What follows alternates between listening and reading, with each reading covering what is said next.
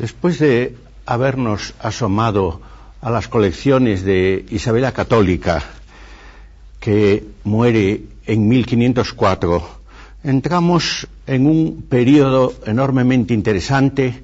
Estamos ya dentro de lo que se ha llamado Renacimiento, y en lo que concierne al coleccionismo se nos abren ante nosotros unas perspectivas realmente inéditas. Sin embargo, tenemos que recordar que en 1506, es decir, 2 años después de morir Isabel la Católica, muere su yerno Felipe el Hermoso, el hijo de Maximiliano, el padre, con Juana la Loca, del emperador Carlos V.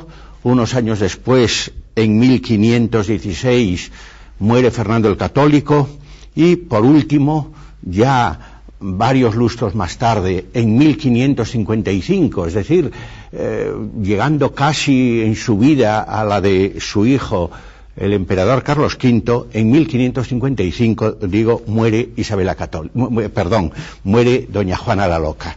Tenemos que recordar todo esto para decir que con estos personajes, con Isabel la Católica, con Felipe el Hermoso, Fernando el Católico y Juana la Loca, se cierra un ciclo, al mismo tiempo que con Carlos I o Carlos V, que nace en 1500, y Felipe II, su hijo, se inicia otro que llena totalmente el siglo XVI.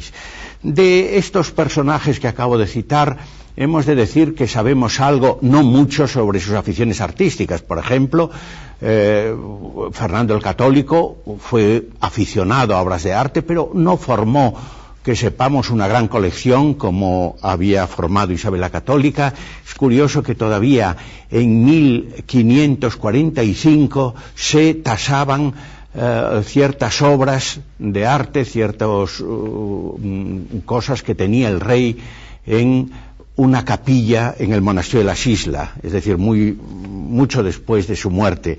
El de Felipe el Hermoso, sabemos que sí, Felipe el Hermoso tuvo joyas, tuvo, en fin, eso que se podía llamar Cámara de Maravillas, pero sin que tengamos detalles de lo que era aquello. Y, en cambio, de doña Juana la Loca, retirada, como sabemos, en Tordesillas, de esa sí que conocemos los inventarios publicados por Ferrandi. Son unos inventarios interesantísimos, porque ella realmente había acopiado numerosas joyas, numerosas obras, y con ella, diríamos, se cierra ese ciclo que se había manifestado en toda su plenitud con su madre Isabel la Católica. Pero vamos, como decía, a entrar en una nueva etapa, porque realmente con el emperador Carlos V nos estamos asomando a un capítulo nuevo, importantísimo. Yo diría que sería el primer gran capítulo en la historia de las colecciones reales, de las colecciones de los reyes de España. Del emperador tenemos que empezar diciendo algo que expresamos con profunda simpatía, pero también con profunda pena. Fue el hombre de los grandes empeños y de las grandes frustraciones. Él quiso hacer una porción de cosas en su vida, quiso alcanzar unas metas, pero al final de su vida, cuando se retiró en Yuste para preparar su muerte, verdaderamente en su ánimo pesaban más las frustraciones que los triunfos. Hecho con valentía, lo decía Quevedo en un famoso soneto, retiró a Solimán, terror de Hungría, y por ser retirada más valiente, se retiró a sí mismo el postrer día. Se retiraría a Yuste, se retiraría con una serie de obras, con una serie de pinturas, de tapices, de joyas, de relojes queridos, pero en todo caso, cuando se va a Yuste, él no deja detrás de sí, en los escenarios en que había vivido, no deja estructurada una colección artística, como ocurriría con su hijo y, naturalmente, con su nieto y sus bisnietos, por ejemplo, con Felipe IV, que ya nos ofrece ya perfectamente definido lo que es una gran colección pictórica. Este personaje que está metido en negocios forzados, aquel que decía quiero paz, quiero paz, quiero paz, pues no llegó a disponer de un palacio, porque sí se asomó, vivió en el Alcázar de Toledo, vivió en el Alcázar de Madrid, tuvo que ver con el Palacio del Pardo, en cierta manera el Palacio del Pardo fue obra suya. Aranjuez también existía, son esos reales sitios que van a cobrar tanta importancia en los reyes posteriores, pero su arquitecto, Luis de Vega, estuvo trabajando en esos escenarios sin llegar a terminar definitivamente nada, sin hacer posible que esas edificaciones, esas mansiones, estuvieran ya definitivamente alajadas y estructuradas. La última frustración en este campo la tendríamos que recordar en el Palacio de Carlos V de Granada. Saben ustedes, al lado de la Alhambra, él cuando se casó y vivió su viaje de novios en Granada, pues sintió una gran ilusión por residir allí, construye ese magnífico palacio, pero el palacio queda sin terminar, una obra más. De todas maneras, conviene tener en cuenta que con Carlos V se va ya definiendo una colección, un coleccionismo en lo que concierne no solamente a joyas, sino armas. Las armas eran un símbolo, no solamente una realidad, las armas y las armaduras, sino era un símbolo también de poder. Tenemos joyas, tenemos armas, tenemos tapices, tenemos cuadros y todo eso pues va definiéndose, va, si queremos decir, almacenándose, si se quiere, pero en todo caso el rey pues nos va situando en una esfera muy distinta en la que se encuentran sus antecesores. Ahora bien, hay algo que destacar en Carlos V cuando hablamos de las colecciones, cuando hablamos del mundo artístico que se desarrolla a su alrededor, y es que el emperador inicia algo que va a tener proyección en sus sucesores. El emperador ya tiene, casi podíamos llamarla así, ya tiene un pintor de cámara. Es cierto que nos habíamos referido al hablar de Isabel la Católica a Juan de Flandes, a Miguel Sitium o Sitop, es cierto, pero los vínculos entre el emperador Carlos V y Tiziano son enormemente expresivos, enormemente significativos, porque tienen ya una proyección no local, es una proyección netamente europea. Cuando hablamos de Carlos V y del Tiziano, inmediatamente acude a nuestra memoria esa serie espléndida, asombrosa, hay que decirlo así, de lienzos del maestro veneciano que se exhiben en el Museo del Prado. Realmente podíamos llegar a más, podíamos decir que esa colección, ese conjunto de cuadros tiene un carácter único en la historia del arte.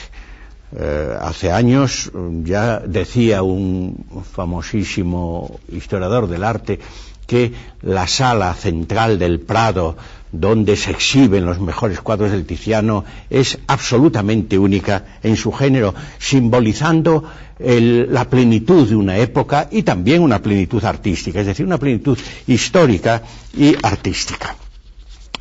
El hecho cierto es que las relaciones entre el emperador y ese gran pintor veneciano se inician más o menos en 1532, es decir, 2 años después de la coronación en Bolonia, se inician también en Bolonia y cristalizan en un primer retrato, el retrato de cuerpo entero, un retrato que está en el Museo del Prado, en donde aparece el emperador con un perro, un retrato que por cierto fue descrito en unos versos del Castellano Leal del duque de Rivas, apoyada en la cadera, la potente diestra puesto que sostiene dos guantes de ámbar y un primoroso mosquero, y con la siniestra laga de un mastín muy corpulento, blanco y las orejas rubias, el ancho y carnoso cuello. Son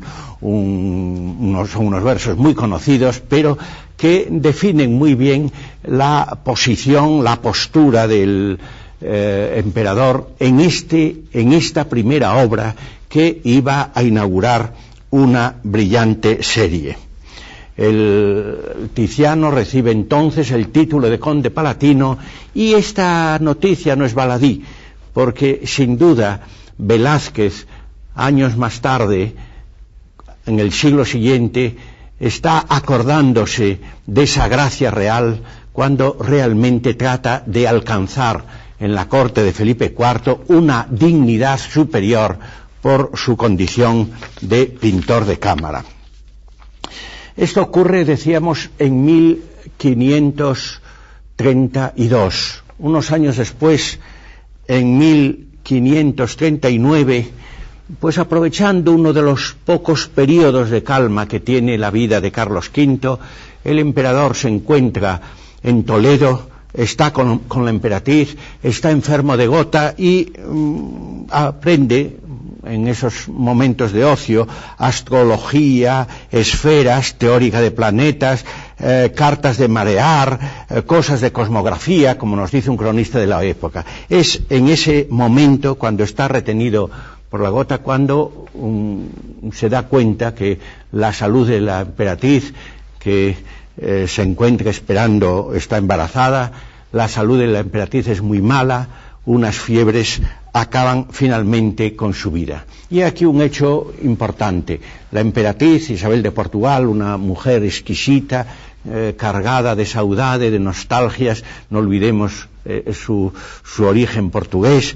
Pues bien, la emperatriz carece de un retrato digno. Ella no había salido de España, en España no había en aquellos momentos grandes retratistas, y el Tiziano vuelve a ser solicitado de nuevo para que realice para el emperador un retrato de la emperatriz, naturalmente, no del natural, porque el Tiziano nunca vino a España, y acabamos de decir que la emperatriz nunca había salido de España tampoco. Pero es importante recordar cómo, partiendo, según un testimonio del Aretino, partiendo de un modelo, de un retrato que se le había facilitado, molto simile al vero, es decir, muy similar a la realidad, pero de trivial penelo, de un pincel de poca calidad, pues partiendo de esta obra sabemos que el Tiziano realiza uno de los más espléndidos retratos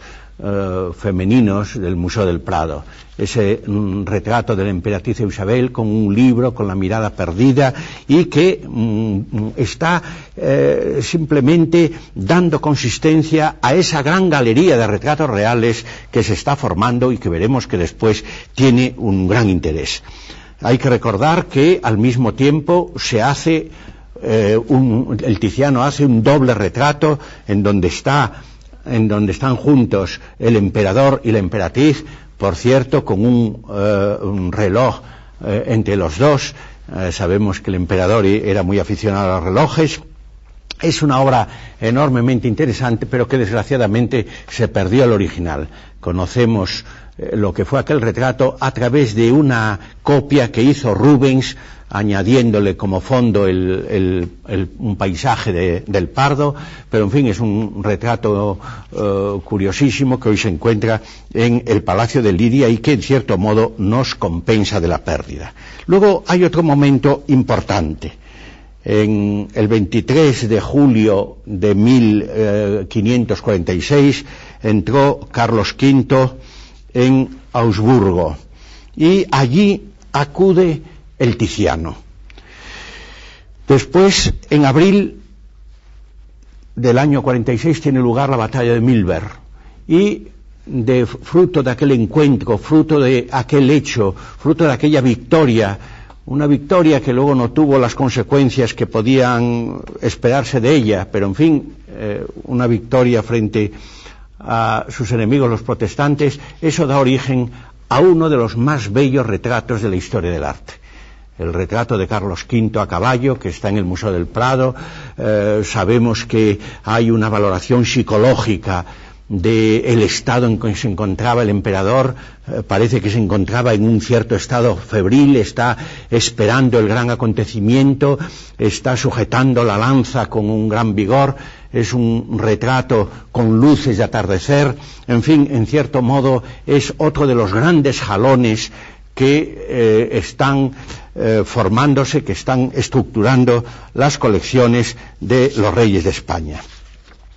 También tenemos que recordar que en este mismo momento, en los años 46, 47, hay otro retrato interesante de el emperador sentado en Múnich, está en el Museo de Múnich, y luego tenemos que avanzar en el tiempo para llegar al año 50, y en el año 50 asistimos a otro hecho curioso. Tras largas conversaciones se encuentra de nuevo el emperador con el Tiziano y surgen otras obras interesantísimas, pero hay una que es enormemente significativa, es todo un símbolo dentro de este momento, dentro de este coleccionismo que se está formando. Es el encargo de la Gloria o la Trinidad, un gran lienzo que está en el Museo del Prado, en esa sala principal, en donde aparecen la emperatriz y el emperador orantes, y que en cierto modo pues acaban de revalidar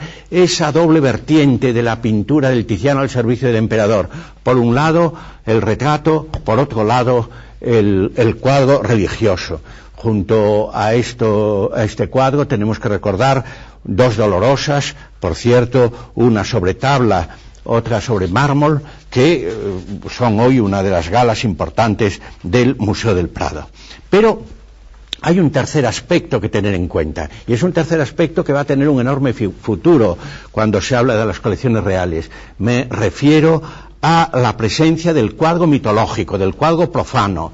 Me refiero a la incorporación en ese mundo mucho más libre, mucho, si se quiere, mucho más frívolo, mucho más desenvuelto, que se traduce en el cuadro que entrega Tiziano al emperador en Augsburgo, Venus recreándose con el amor y la música. Esto ocurre en 1551, y en estos momentos hay que recordar que el príncipe Felipe II, entra también en relación con el Tiziano, y este monarca tan austero, tan religioso, tan, diríamos, riguroso en cuestiones de devoción, de fe y hasta de moral, pues bien, este monarca empieza a formar su colección con cuadros de carácter profano, con temas mitológicos. En estos momentos recibe del Tiziano dos famosos cuadros que están en el Prado, Venus y Adonis y la Danae.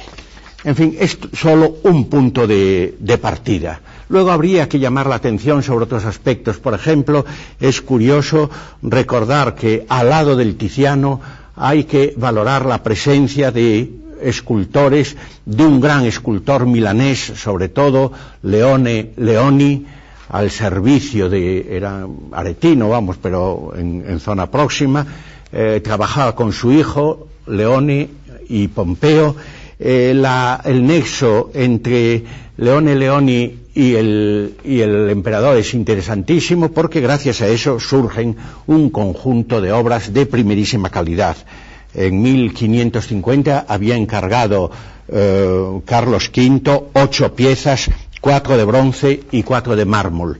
Y fruto de estos encargos van a ser no el gran retrato ecuestre, una escultura que hubiera sido interesantísima, hecha en bronce. Se llega a pensar en ella, pero no sale adelante. Pero en cambio sí tenemos el Carlos V venciendo al furor protestante que hoy ocupa la rotonda del Museo del Prado. Al entrar en el Museo del Prado, en la planta principal, ese conjunto luce magníficamente, aunque no luce del todo, porque hay que recordar que Leoni concibe la escultura desnuda, es decir, la armadura que lleva el emperador es sobrepuesta, y en algunos momentos se ha exhibido al público el emperador desnudo.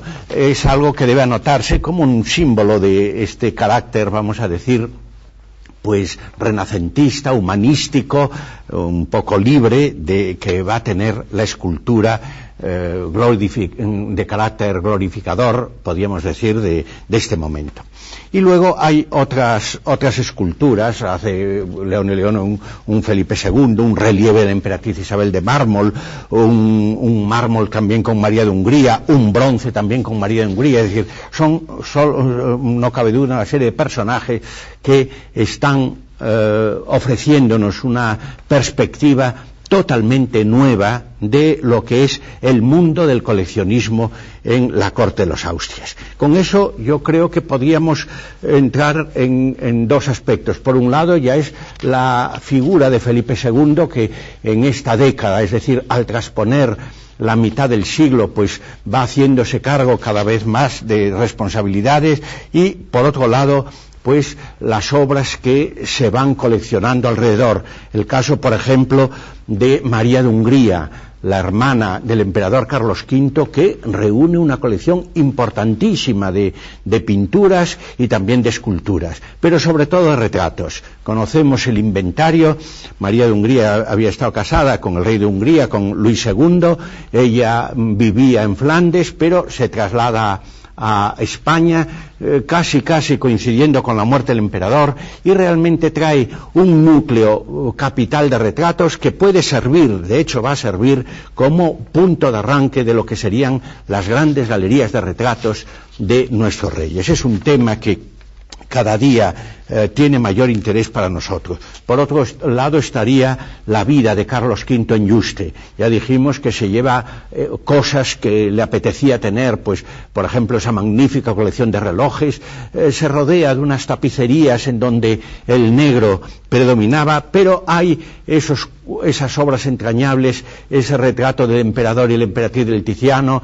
Está naturalmente la Gloria, el cuadro de que hablábamos antes. Está también, como no, el retrato, los otros retratos, algunos otros retratos de él, hechos por el gran maestro y de la emperatriz también.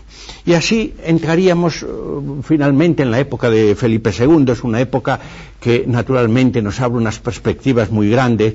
Al hablar de Felipe II tendríamos ya que establecer una serie de focos de interés distintos. Por un lado, todo lo que existe en el Alcázar de Madrid, que ya ha sido remodelado, en el que se han realizado obras importantes, ya puede albergar una colección importantísima de cuadros, de retratos. Hay obras muy variadas. Hay, por ejemplo, obras religiosas del Bosco, pero con una religiosidad muy particular. Están todavía esos cuadros profanos del Tiziano de que hablábamos antes. Por otra parte, en el Palacio del Pardo se crea una gran galería de retratos, galería que va a tener un gran porvenir, a pesar de que conocemos lo que era esa galería a través de un inventario de 1564, galería que iba a tener un brillante porvenir, pero desgraciadamente un incendio en el Palacio del Pardo en 1604 provocó pérdidas incontables. Entonces tendríamos que, al lado de esos escenarios, se va pergeñando otro centro artístico de primera magnitud, pero vinculado estrictamente al mundo de lo religioso. Es el Escorial.